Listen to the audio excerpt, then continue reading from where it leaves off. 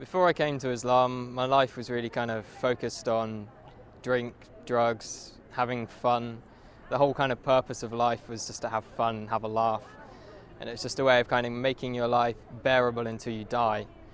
I tended to kind of be in a kind of heavy metal crowd, hanging around a lot of people with similar interests, which weren't always the best company to keep.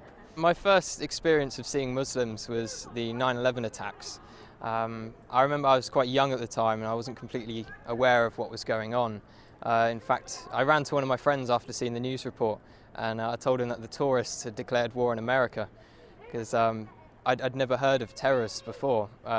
As the war was unfolding and I was seeing more and more about the war in Afghanistan, I started understanding that these people were Muslims and that the Muslims were doing these horrible atrocities across the world.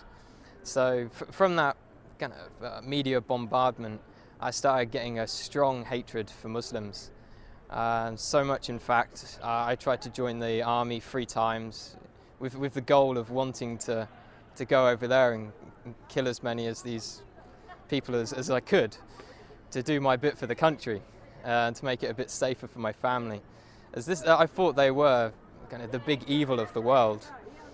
I started hearing a bit more about Islam. It was the last time I was applying for the army. I came across this radio station. It was at a time when I was listening to conspiracy theory radio and things like this.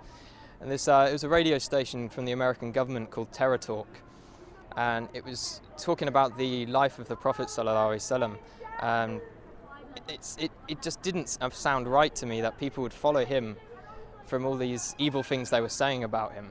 So I started to question what Muslims believed at that time. I was on a spiritual search anyway. At the time I was looking into Norse mythology and paganism, and one of my friends turned to me and said, before you decide on this paganism thing, have a look around a bit more. So I came across kind of Muslims on the internet. I think one of the first people I saw on the internet was Baba Ali. And he broke the stereotype of Muslims for me. I was surprised that there was this guy who was funny and he was very laid back.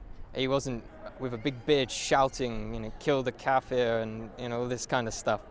And then I eventually picked up the Quran from my college. When I had it, I actually thought I was picking up a terrorist handbook, and I was a bit worried that MI5 were going to come after me as soon as they saw me take it out of the library. But as soon as I started reading the book, it hit me immediately. And I couldn't stop reading it. It sank deep into my heart. And as I kept continuing through the different surahs, I remember reading about the people in the fire having boiling water to drink, burning their throats. And as I could read this and I was living this awful life, I could feel my throat burning and I could feel kind of how real this thing was and how I had to change. The first day I went to the mosque, I spent all day there reading, and my mum called me in the evening and asked me where had I been all day, and I said I was at a mosque. She's like, what? No, you can't be at a mosque, you're a Christian. Christians don't go to mosques. And she was very, very shocked and thought I was going down a bad path.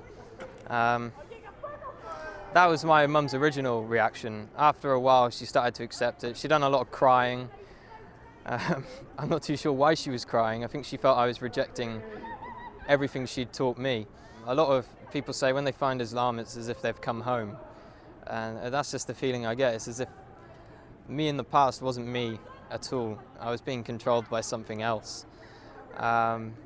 Only good things have happened since I've become Muslim. My life is sorted out and I've never had so much going on in my life at one time. If I was going to give advice to someone else who is thinking about Islam, I'd definitely tell them to come to the mosque and speak to a man of knowledge, not search the internet for the answers. There are some good things on the internet, but when you don't know anything about Islam, you can't judge what is right and what is wrong. So it's much better to speak to someone, spend time with the Muslims. I spent many weeks in their company, and you get an understanding of who they are and what kind of quality of people they are. Don't be afraid of what your family think. I've had many people, and myself as well, was worried about what my parents would think. And at the end of the day, Islam is for you, it's for you. You can just hope the best for your parents will come afterwards.